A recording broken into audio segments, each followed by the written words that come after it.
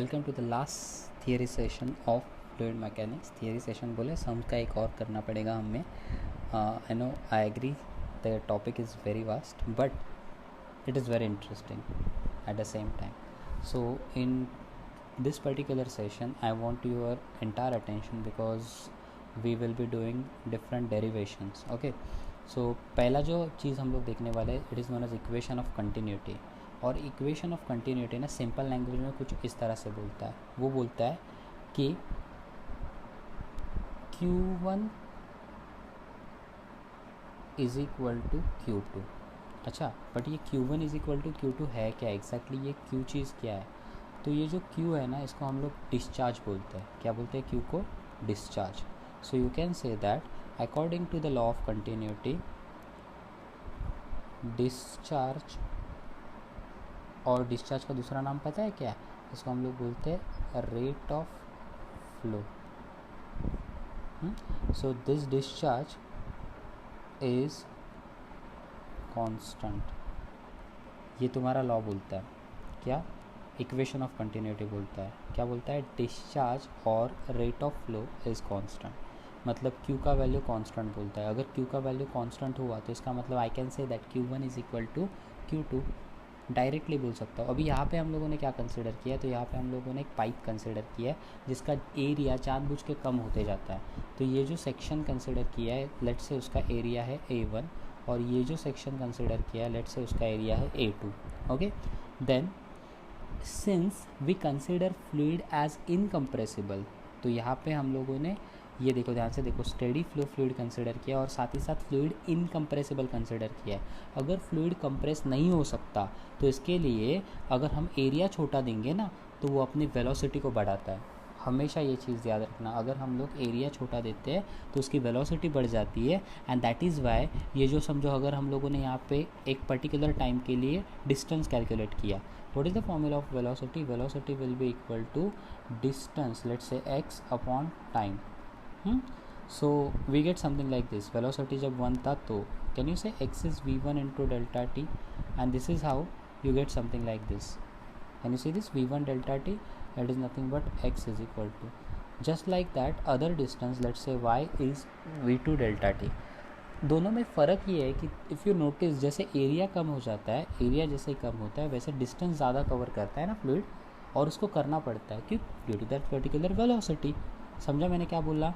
कि जैसे ही एरिया छोटा हो जाता है, देखो जैसे यहाँ पे A1 बड़ा था, A2 क्या था? छोटा था। जैसे A2 छोटा होता है तो डिस्टेंस क्या कवर करना पड़ता है? डिस्टेंस ज़्यादा कवर करना पड़ता है। सो दिस डिस्चार्ज के बारे में बात करते हैं अभी। तो एक चीज़ समझो, मैंने यहाँ पे सेक्शन कंसिडर किए, एक है EFGH और एक है PQRS। होता ये है कि जितना मास ऑफ द फ्लूइड यहाँ पे होता है ना, उतना ही मास ऑफ द फ्लूइड यहाँ से पास होता है। Okay, at a particular time या फिर उतने सेम टाइम में। सो you can say that mass of fluid in section EFGH will be equal to mass of fluid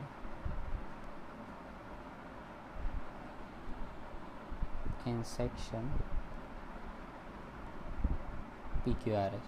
So this is how we have written it. Okay, अभी देखो मास है तो मास का formula क्या होता है? It is density into volume, right? But actual में अभी जो मैं फॉर्मूला लिखने वाला हूँ उसको पहले फॉर्मूला लिखता हूँ, देन आपको एक्सप्लेन करता हूँ। You can write it as rho A1 V1 delta t is equal to rho A2 V2 delta t. अभी ये इसका यूनिट चेक करते हैं। डेंसिटी का यूनिट क्या होता है? kg पर मीटर क्यूब, एरिया का मीटर स्क्वायर, वेलोसिटी का metre per second, and time का क्या होता है? Delta T. डेल्टा टी मतलब सेकेंड ना। अभी देखो यूनिट कैंसिल करो, देखो कैंसिल करने के बाद क्या क्या होता है? मीटर स्क्वायर और मीटर क्यूब होता है, ये metre cube cancel, second cancel, बचा क्या? kg। So at the end हम लोग किसकी बात कर रहे हैं? Mass of fluid. समझ रहे हो फॉर्मूला कहाँ से आया? यूनिट्स को अंडरस्टैंड करके बनाया है ये फॉर्मूला को। तो अभी इसमें से कॉमन चीज़ें कैंसिल आउट कर दो, जैसे कि डेल्टा टी रो, ओके, यहाँ पे मैं क्या लिखूँगा, rho is equal to constant as incompressible flow. Okay, incompressible flow consider किया है, इसीलिए मैंने रो को क्या कंसिडर किया, constant. So what do we get at the end, we get A1V1 is equal to A2V2।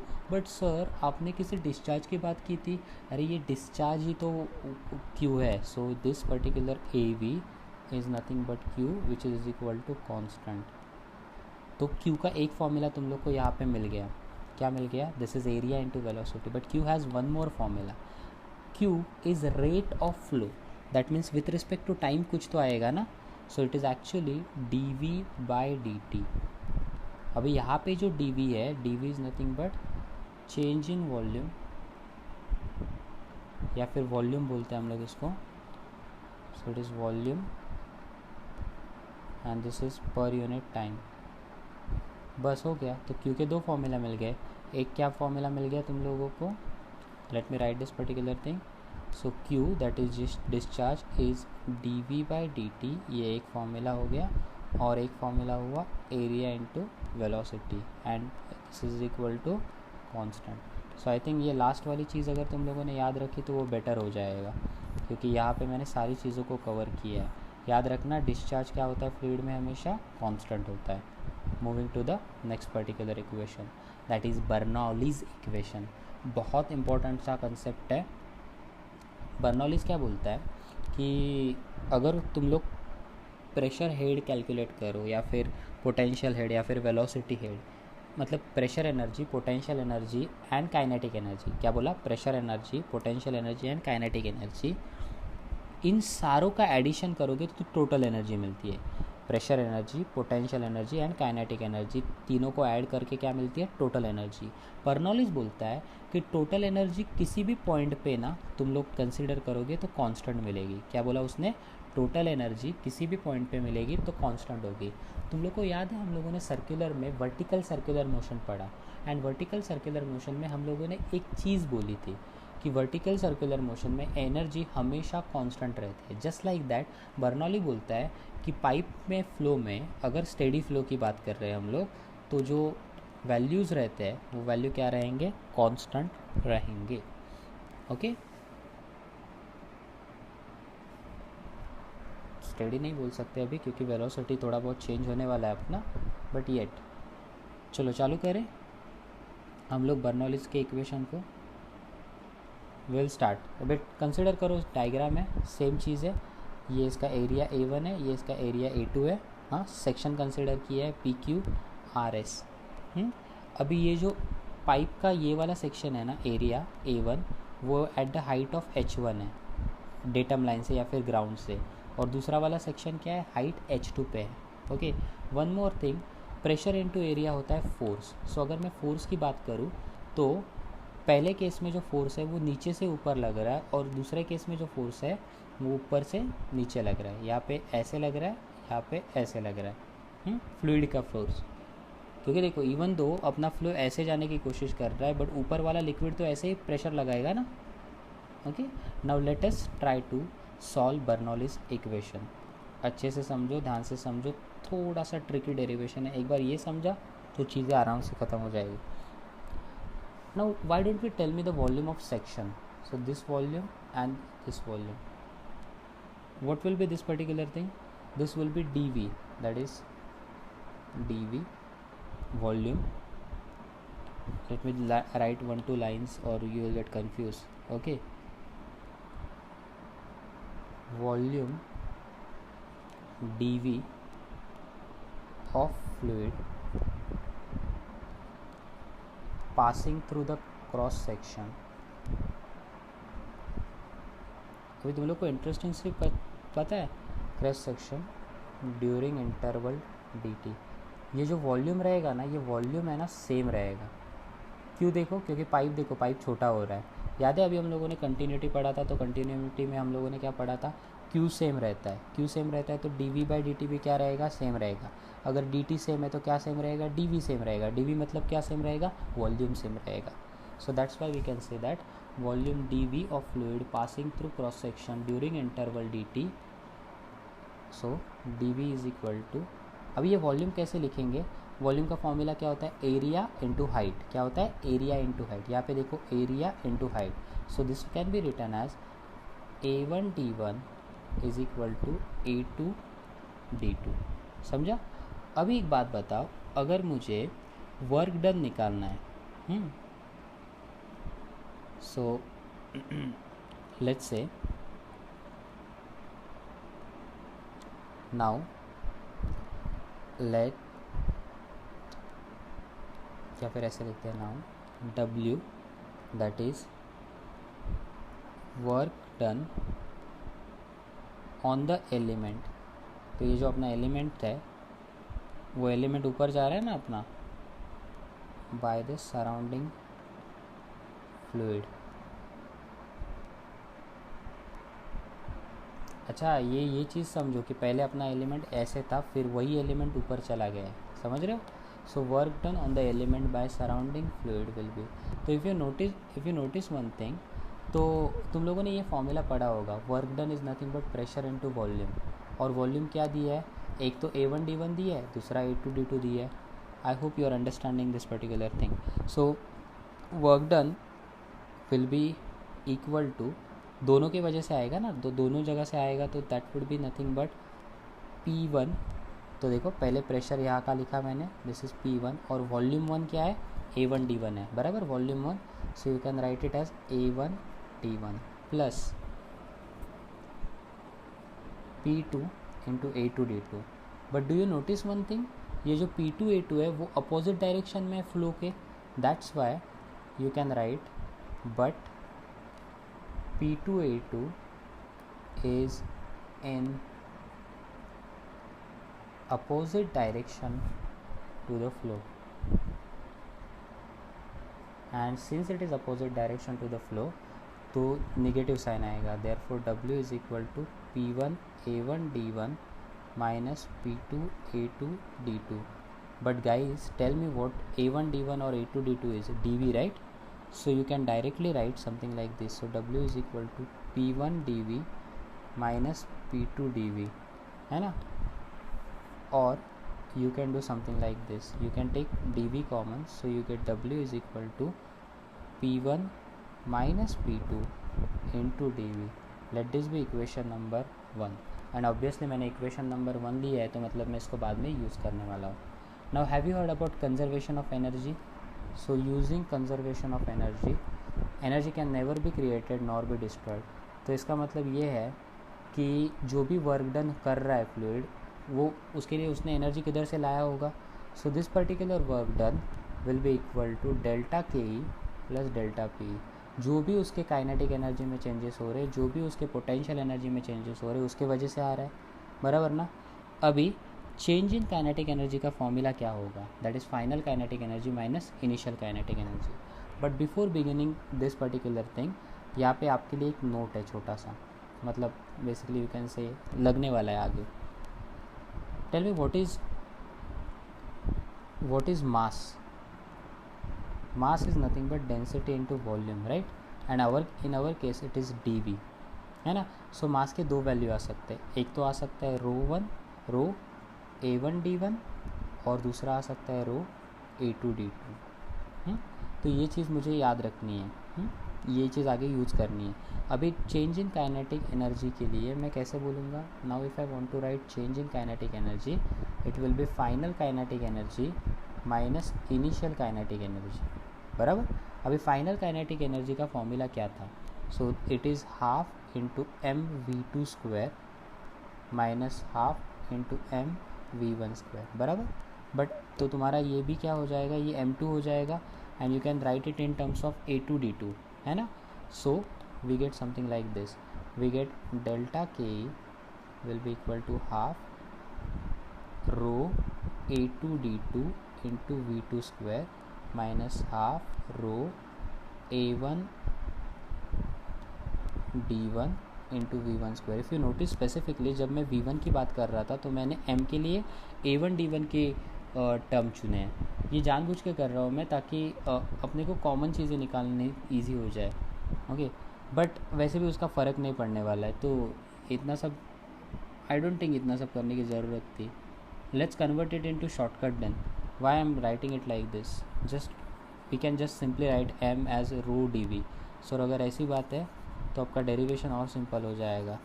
We can simply write this particular thing में half and then rho dv then v2 square minus half rho dv into v1 square. सो अभी delta के ही क्या आ जाएगा, यहाँ से क्या क्या common आ सकता है, देखो हाफ आ सकता है, रो डी वी कॉमन आ सकता है और अंदर बचेगा v2 square minus v1 square. Let this be equation number 2 नहीं, इसको बाद में सब्सटीट्यूट करते हैं. डेल्टा के ही हो गया. Now let's find out delta P, that is change in potential energy, right? So that is potential energy final minus potential energy initial. But what is formula of potential energy? Isn't it mgh2 minus mgh1? फिर मैं क्या करूँगा, m के जगह क्या put करने वाला हूँ, rho D V. So delta P will be rho D we ji H two minus rho D we ji H one. So let's take this terms common. Rho D we common आ गया, g common आ गया, अंदर क्या बचा h2 minus h1. So this is delta p. अभी ये delta p and delta k कहाँ सब्सटीट्यूट करेंगे, ये ऊपर वाले इक्वेशन में यहाँ पे. सो you can directly write therefore w becomes equal to, let me put all this values, that is half rho D v into v two square minus v one square. ये मैंने delta के ही put किया. Now next rho D we ji H two minus h one, ये मैंने क्या put किया, delta p put किया. Let this be equation number 2. Now if you know equation 1 and equation 2 both of them have one thing in common, that is left hand side. So you can directly right that from equation 1 and 2, from 1 and 2, and you can simply equate them. So if I equate them, I get something like this. Therefore p1 minus p2 dv will be equal to half rho dv into v2 square minus v1 square plus rho dvg into h2 minus h1. Now here comes the interesting thing. यहाँ से ना ये वाले step से मैं dv common ले सकता हूँ एंड dv कॉमन लेके कैंसिल कर सकता हूँ. देखो कॉमन लिया है मैंने ऐसे डायरेक्टली कैंसिल नहीं किया है, तो ये चीज़ समझ लो. मैंने एक स्टेप यहाँ पे एलिमिनेट किया है, और तुम लोग को भी अगर पेपर ऑन टाइम ख़त्म करना है तो ऐसे सिंपल स्टेप तुम लोग एलिमिनेट कर सकते हो. सो यहाँ से मुझे एक इक्वेशन क्रिएट हो गया. ये इक्वेशन कुछ इस तरह से होगी, that is p1 minus p2 is equal to half rho v2 square minus v1 square plus rho h2 minus h1. अच्छा आपने एक चीज़ नोटिस की, अच्छा यहाँ पे g बाकी है अभी तक, ओके लिख रहा हूँ g. आपने एक चीज़ नोटिस की कि जो भी वॉल्यूम था वो एक्चुअली हम लोग डिवाइड कर रहे हैं या फिर कॉमन टर्म वॉल्यूम से डिवाइड कर रहे हैं. तो ये जो वैल्यूज़ आ रहे हैं these are nothing but pressure energy या फिर work done per unit volume, kinetic energy per unit volume, potential energy per unit volume. तो ये चीज़ समझ लो. पर यूनिट वॉल्यूम क्यों, क्योंकि वॉल्यूम गायब हो रहा है ना अपने टर्म्स में से. तो आपका जो डेफिनेशन आता है ना वो डेफिनेशन कुछ ऐसे आता है. सो प्रिंसिपल ये है बर्नौलिस का. Actually I should have written it up ahead but तुम लोग को समझता नहीं फिर, दैट्स वाई मैंने पहले डेफिनेशन पहले प्रूव किया. सो work done per unit volume, देखो ये लेफ्ट हैंड साइड, ये वर्क डन था ना, याद है p1 minus p2 into d v, but मैंने वॉल्यूम उड़ा दिया. तो work done per unit volume of a fluid by the surrounding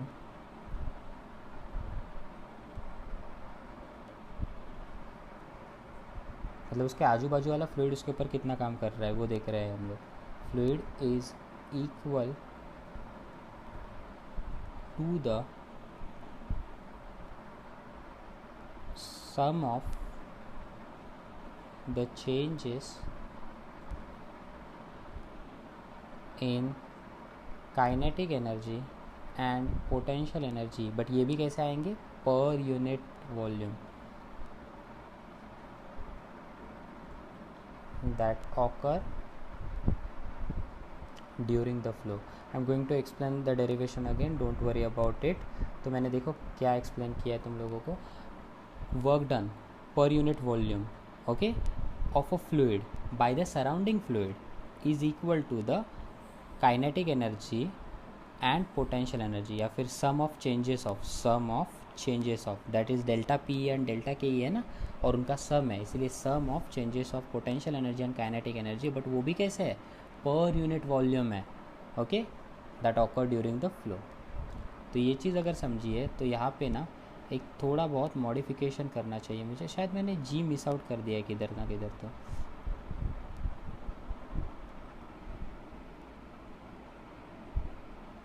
no, it is right. Okay, it is right. Now what I'm going to do is that I'm going to do something very interesting. What I'm going to do is that I'm going to take P2 over here. तो ये जो P2 है ना वो P2 लेके जाने वाला हो. But before I do that मैं ना हाफ रो को अंदर मल्टीप्लाई करूँगा, रो जी को अंदर मल्टीप्लाई करूँगा. So I get something like this. I get P1 minus P2 is equal to half rho V2 square minus half rho V1 square plus rho ji H2 minus rho ji H1. अभी जो भी negative term है ना यहाँ के right hand side की, वो मैं लेफ्ट हैंड साइड पे लेके आता हूँ, एंड यहाँ का निगेटिव टर्म ये side. So I get something like this. I gate on my left hand side I get P1 plus half rho V1 square plus rho g H1 will be equal to P2 plus half rho V2 square plus rho g H2. So this is how you get particular relation. But तुम लोग को याद है अगर A1 V1 is equal to A2 V2 होता है तो तुम लोग डायरेक्टली बोलते हो कि AV is equal to constant, या फिर Q1 is equal to Q2 होता है तो डायरेक्टली क्या बोलते हो, Q is equal to constant. Therefore you can at the end say P1 plus half rho V, P1 नहीं, अभी डायरेक्टली हम लोग मतलब टर्मिनोलॉजी नहीं यूज़ करेंगे, डायरेक्टली कॉमन इक्वेशन लिखेंगे. सो P प्लस हाफ, अच्छा नहीं दिख रहा है, it should look proper.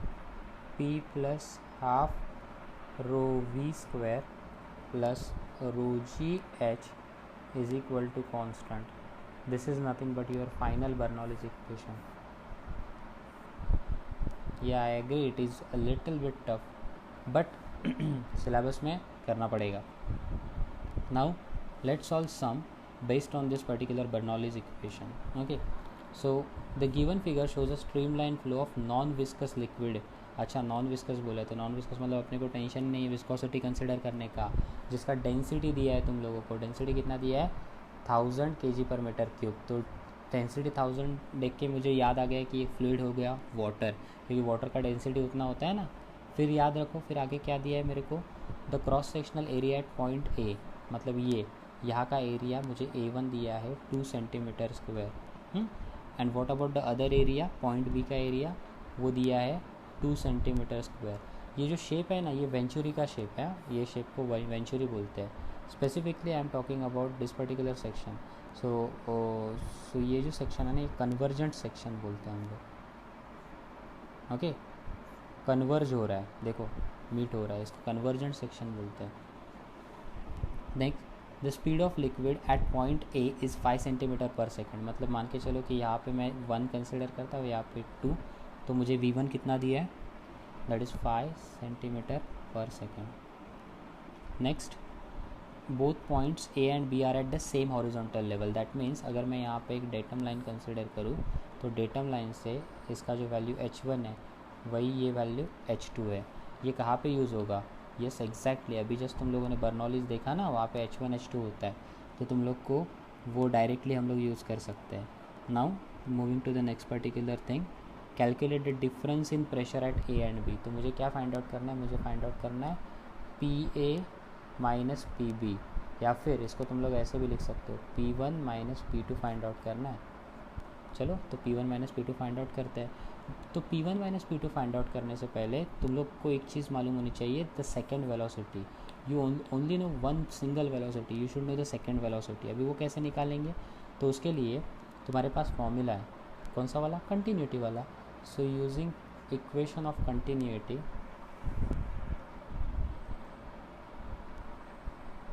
we get something like this. We get a1 v1 is equal to a2 v2 if you remember it correctly. So a1 का value directly दिया है. अभी मैं यहाँ पे कन्वर्ट नहीं कर रहा हूँ क्योंकि सारी चीज़ें सेम चीज़ों में मतलब सेम यूनिट्स में है. मैंने a2 का वैल्यू भी देखो सेम लिख लिया है. a2 का value is actually 1 centimetre square. So this is 1 centimeter square. Let's continue. So a1 v1, a1 is given as 2 centimeter, velocity is 5, a2 is 1 and velocity is v2. So we basically get velocity as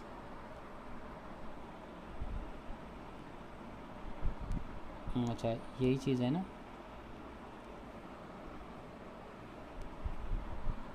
Okay, let me check the units.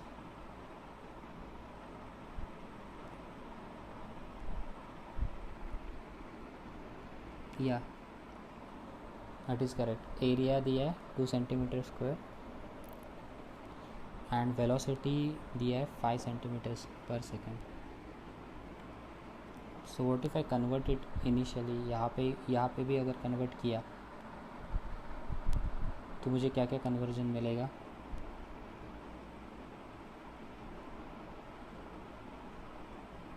या ठीक है अपना right है. तो मुझे velocity कितना मिल रहा है. मुझे वेलोसिटी मिल रहा है 10 centimetre per second. So I have to convert this particular thing into metre per second square. So it is 10 into 10⁻⁻2 metre per second. अभी याद करो बर्नौलीज इक्वेशन क्योंकि बर्नौलीज इक्वेशन से ही तुम लोग को प्रेशर डिफरेंस मिलेगा ना. सो यूजिंग बर्नौलीज इक्वेशन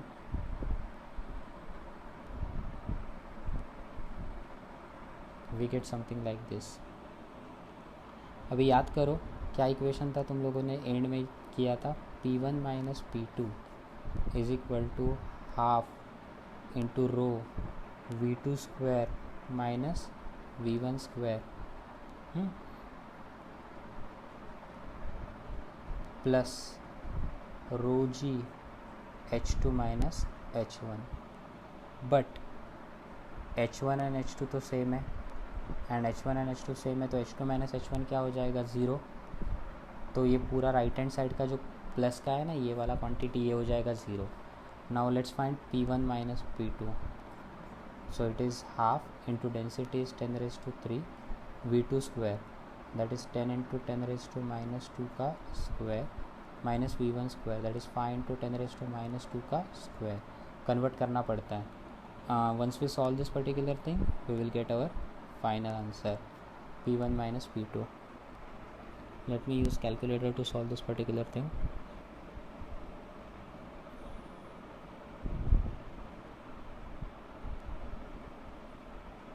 क्योंकि टेक्स्ट बुक में जो इन्होंने आंसर दिया है ना टेक्स्ट बुक में ये एक्चुअली सॉल्व सम है बट जो टेक्स्ट बुक का आंसर है that is incorrect.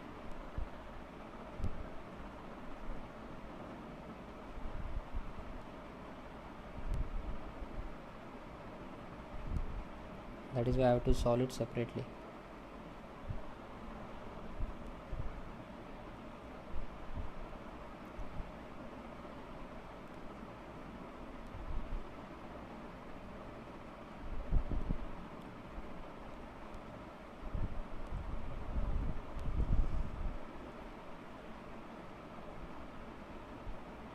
So we get something like 3.75 Newton per meter square is the temperature difference we are talking about. Okay, so 3.75 Newton per meter square का value अपने को आ गया है. अभी convert करके भी यही आंसर आ रहा है. एक्चुअली प्रेशर डिफरेंस में 10⁵ फैक्टर आना चाहिए था but since they have given some incorrect data over here अपने को यही आंसर आ रहा है. So we will keep the exact data. We won't consider any changes and we will move on to the next topic. Okay, so अभी जो हम लोगों ने बर्नौलीज का इक्वेशन दिया था उस बर्नौलीज को इक्वेशन को यूज़ करके we are now going to see different applications. The first of them is speed of efflux. तो एक पर्सन था आई थिंक टोरिसेली टोरिसेली ने क्या किया था, तुम लोगों ने ऑलरेडी बैरोमीटर में देखा है टोरिसेली ने कैसा काम किया था, मर्क्यूरी बैरोमीटर, राइट। सो टोरिसेली ने क्या बोला कि अगर तुम्हारा एक टैंक है जो ओपन टू द एटमॉस्फेयर है, तो इवन दो ये तुम्हें दिख रहा है कि it is close, we have to consider a tank that is open to the atmosphere. तो मतलब ये ऊपर का ढक्कन नहीं है, ओके, समझ रहे हो, ओपन टू द एटमॉस्फेयर। तो अगर कोई चीज़ या फिर कोई tank open to the atmosphere है, तो उसके जो एंड से जो फ्लूइड बाहर आएगा ना, that fluid will have free falling velocity, okay. तो ये फ्री फॉलिंग वेलोसिटी क्या होता है वो पहले समझ लो। फ्री फॉलिंग वेलोसिटी का फॉर्मूला होता है √2gh। मतलब कोई भी ऑब्जेक्ट मैं जब ड्रॉप करता हूँ और वो फ्री फॉल होता है, फ्री फॉल मतलब मैं इसको फेंक नहीं रहा हूँ, मैं इसको जस्ट ड्रॉप कर रहा हूँ, तो वो इस वेलोसिटी से नीचे गिरता है, ओके। ये चीज़ याद रखना है, इसको क्या बोलते हैं हम लोग, फ्री फॉलिंग वेलोसिटी। तो टोरिसेली ने क्या बोला, वो चीज़ मैं लिखने वाला हूँ अभी। Torricelli discovered that the speed of efflux from an open tank, see this word open tank is very important, okay,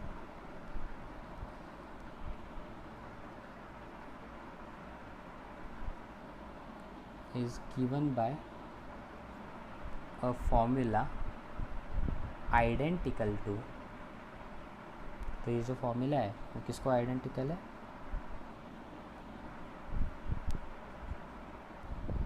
freely falling body को, yes, so it is identical to the freely falling body.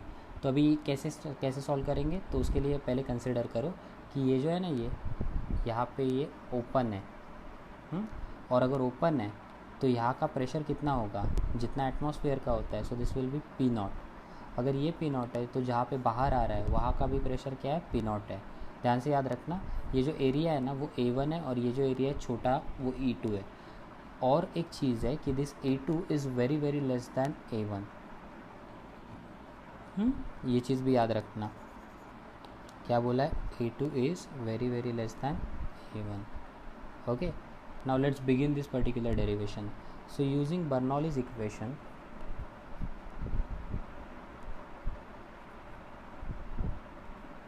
तो Bernoulli's equation का एक और वे था, हम लोग लिखते थे उसको P1 plus half rho V1 square plus rho ji H1 is equal to P2 plus half rho V2 square plus rho ji H2।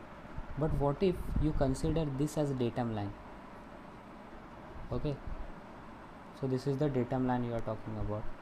तो अगर ये datum line होती है तो जो तुम्हारा सेकेंड पॉइंट है, let's say this is our second point, ये तो datum line पे ही आता है ना, and this is our first point, and first point आता है h हाइट पे। So since second point datum line पे ही आता है, so H2 will be 0। P1 is equal to P0, क्यों, क्योंकि ओपन टू द एटमॉस्फेयर है। P2 is equal to P0, वो भी एटमॉस्फेयर है। H2 is equal to 0।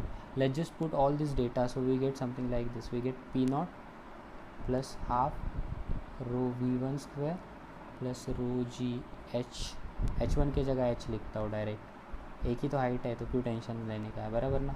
P2 के जगह P0 plus half rho V2 square plus 0।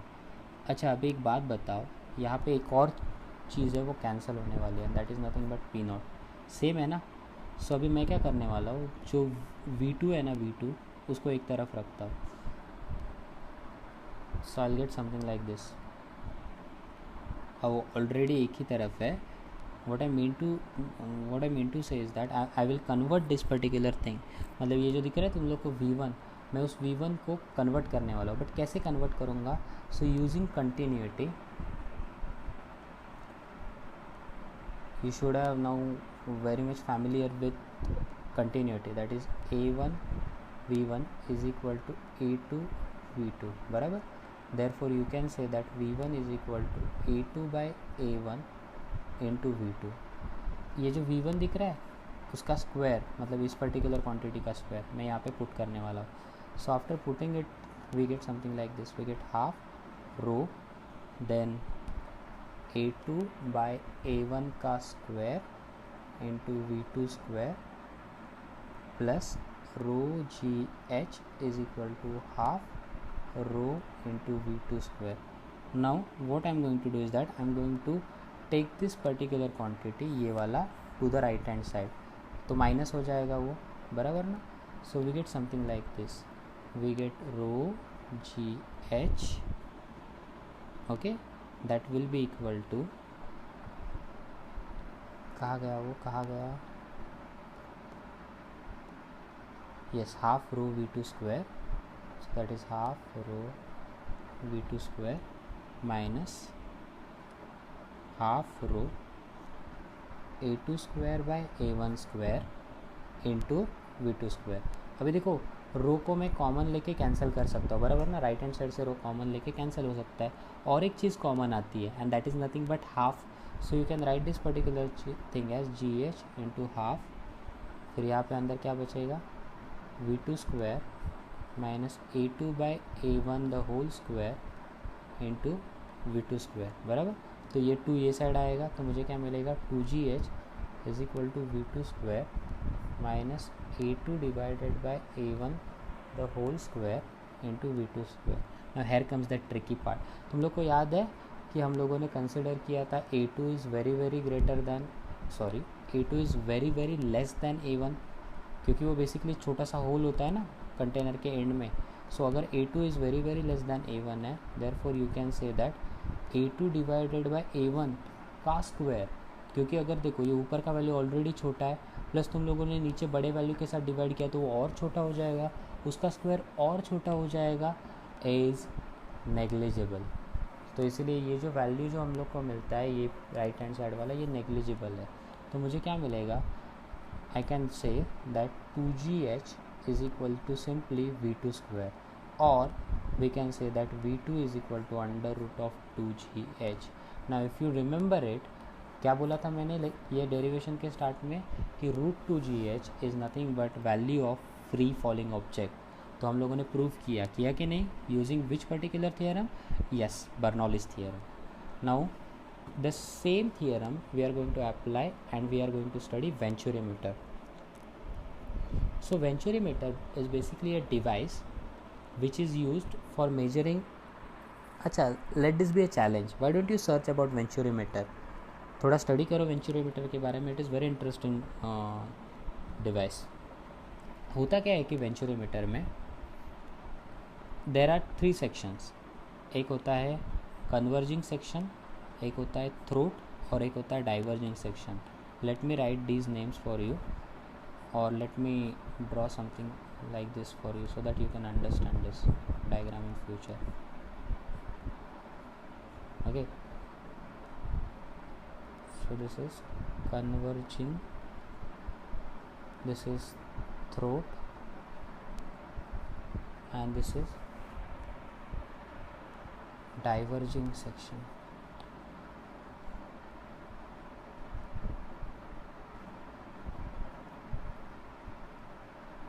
Converging section हो गया, थ्रोट हो गया, डाइवर्जिंग सेक्शन हो गया. अभी देखो ध्यान से क्या क्या करते हैं हम लोग एक्चुअली वेंचुरीमीटर में क्या होता है. तो अगर देखोगे तुम लोग कन्वर्जिंग सेक्शन, तो यहाँ पे ना हम लोग ना 2 पॉइंट्स कंसिडर करते हैं. ये हुआ 1 और जो सेकंड पॉइंट होता है वो यूजुअली थ्रोट के अंदर होता है. तो अगर तुम लोग देखोगे तो जो A1 का एरिया होता है, A1 is greater than A2 होता है. अच्छे से याद रखना क्या बोला, A1 is greater than A2. Now if you remember that area into velocity is constant. कौन सा लॉ बोलता है ये, continuity. And that's why area is inversely proportional to velocity. तो by that logic I can say अगर A1 is greater than A2 हो रहा है, then I can say that V2 is greater than V1. उल्टा किया, देखो मैंने A1 की जगह V2 लिखा है. तो इसका मतलब फ्लूइड है ना यहाँ पे फास्ट जाता है, ये चीज़ याद रखो. तो ये होता है वेंचुरीमीटर का प्रिंसिपल. अगर फ्लूइड यहाँ से फास्ट जा रहा है तो यहाँ पे लेस प्रेशर डेवलप हो जाता है. देखो फ्लूइड के अंदर के प्रेशर की बात कर रहा हूँ, इम्पैक्ट के प्रेशर की नहीं. तो यहाँ पे क्या होता है, लेस प्रेशर होता है. वेरएज यहाँ पे क्या होता है, मोर प्रेशर. लेस प्रेशर क्यों, क्योंकि फ्लूइड फास्ट जाता है. तो पार्टिकल्स को टाइम ही नहीं मिलता प्रेशर लगाने को, and that is why my friend यहाँ पे तुम लोग को लेस हाइट मिलती है, और यहाँ पे मतलब बेसिकली यहाँ पे लेस प्रेशर है, यहाँ पे मोर प्रेशर है, तो तुम लोग को मर्क्यूरी जो है ना, मर्क्यूरी यहाँ पे ज़्यादा पुश मिलेगा। मतलब अगर तुम लोग इमेजिन करोगे, so we basically have something like this. यहाँ पे मर्क्यूरी नहीं यूज़ करते, कोई अलग डिवाइस यूज़ करेंगे। But do you notice one very interesting thing कि मर्क्यूरी ना यहाँ पे ज़्यादा पुश है लेफ्ट हैंड साइड पे rather than right hand side पे। क्यों? क्योंकि फ्लूइड का क्या बोल सकते हैं हम लोग, क्या ज़्यादा है? Pressure. Left hand side section में या फिर P1 सेक्शन में प्रेशर क्या है? ज़्यादा है। So now let us start with its derivation. अच्छा ये चीज़ है ना, ये चीज़ तुम्हारे एक्स्ट्रा नॉलेज के लिए बनाई मैंने, राइट हैंड साइड वाले। Let's use Bernoulli's theorem. So using Bernoulli's equation,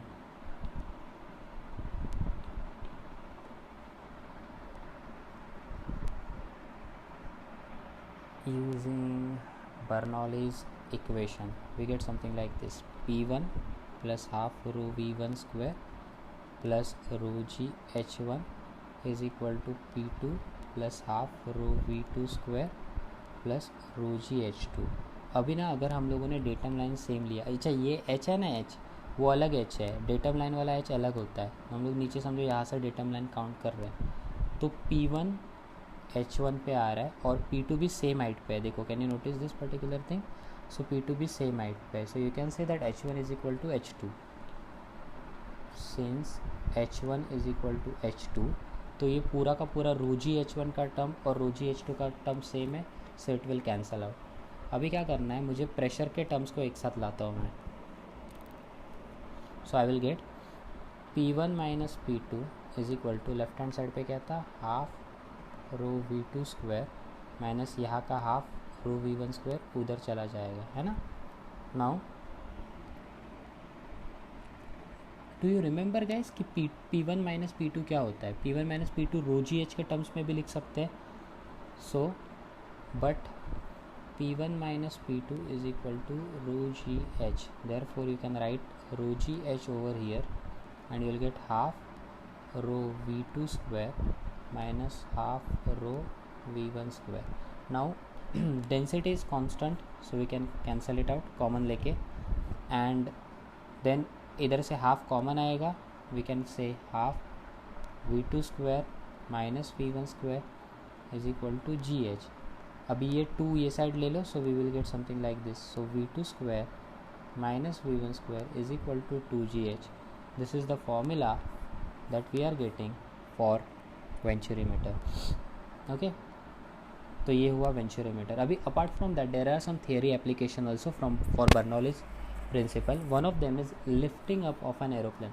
तो प्लेन क्यों उड़ता है, उसका रीज़न समझो ये एरोप्लेन का विंग है, ये विंग का क्रॉस सेक्शन है। विंग ऐसा नहीं दिखता, विंग एक्चुअली कैसे होता है, कुछ ऐसे दिखता है, पता है ना, विंग ऐसे, एंड दिस इज उसका क्रॉस सेक्शन ऐसे, ये वाला सेक्शन अटैच है होता है प्लेन को।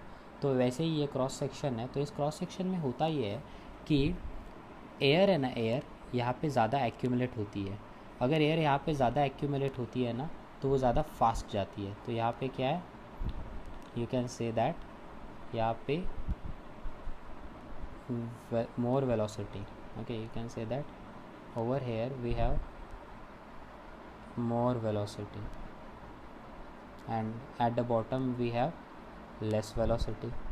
मोर वेलोसिटी क्यों हो रहा है, क्योंकि देखो एक्यूमुलेशन, देखो due to the aerofoil profile, this aerodynamic profile, ज़्यादा से ज़्यादा जो एयर के लेयर्स है वो एक साथ जाते हैं, और एक साथ जाने की वजह से क्या होता है, एक दूसरे को पुश करते जाते हैं, and due to which we get more velocity. और नीचे क्या होता है, less velocity. Less velocity means more pressure, अभी जस्ट तुम लोग को बोला मैंने। And what about more velocity, less pressure. अभी एक बात बताओ कि चीज़ें कहाँ से कहाँ फ्लो होगी, high pressure to low pressure. तो दैट्स वाई अपना जो ये जो है ना, ये नीचे वाला एयर ऊपर जाने की कोशिश करता है। तो नीचे वाला एयर ऊपर जाने की कोशिश करेगा तो वो जो एरोप्लेन का विंग है वो लिफ्ट हो जाता है, वो ऊपर उड़ता है, और उसी के साथ प्लेन उड़ना चालू हो जाता है। Then working of an atomiser. तो एटोमाइज़र का पर्पज़ है कि जो फ्लूइड पार्टिकल है उसको वो स्मॉल पार्टिकल्स में डिवाइड करता है, मतलब एक स्प्रे स्ट्रक्चर में। तो होता ही है कि जब हम लोग इसको प्रेस करते हैं तो प्रेस करने के बाद अंदर का एयर बाहर चला जाता है, बराबर। तो अंदर का एयर बाहर चला जाने के बाद यहाँ पे क्या क्रिएट होता है, यहाँ पे क्रिएट होता है वैक्यूम।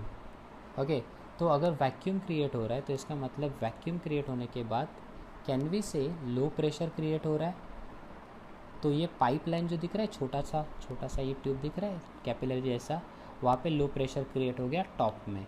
और बॉटम में क्या होता है, बॉटम में होता है हाई प्रेशर। फ्लूइड कहाँ से कहाँ फ्लो होगा, obviously high pressure to low pressure, तो फ्लूइड अपने आप ऊपर आता है। और जैसे ही वो ऊपर आता है तो ऑलरेडी तुम लोग यहाँ से प्रेशर लगा ही रहे हो, सो दिस प्रेशर एंड ये ऊपर आने वाला दोनों कंबाइंड होते हैं और हम लोग को पार्टिकल्स के टर्म्स में मिलता है, लाइक स्मॉल पार्टिकल्स इजेक्ट हो जाते हैं। तो ये जो स्मॉल पार्टिकल्स है उसके वजह से हम लोग को स्प्रे का पैटर्न मिलता है। इसी तरह एक एटोमाइज़र वर्क होता है। Next, blowing of roof by stormy wind. तो इसमें होता क्या है कि अगर एयर ज़्यादा फास्ट हो गया, एकदम फास्ट है, जैसे स्टॉर्मी विंड में क्या होता है कि एयर ज़्यादा फास्ट हो जाता है। सो अगर स्टॉर्मी विंड है तो ऊपर हो जाएगा हाई वेलोसिटी, और अगर हाई वेलोसिटी ऊपर है तो प्रेशर क्या होगा, pressure will be low pressure, बराबर ना। जब वेलोसिटी हाई होता है तो प्रेशर क्या सिखाया मैंने, लो होता है। और अंदर क्या है, प्रेशर है, हाई प्रेशर है। तो अगर अंदर का प्रेशर हाई है और बाहर का प्रेशर लो है तो रूफ़ क्या होगा, रूफ़ उड़ेगा। इसीलिए तुम लोगों ने नोटिस किया होगा कि बहुत सारे ऐसे केसेस में जब स्टॉर्म चालू हो जाता है तो ये घर के पतरे उड़ जाते हैं। ओके, सो ये थे application. Now no knowledge is wasted. Why don't you pause the video and take down the things and search about them? These are also very interesting things. Okay,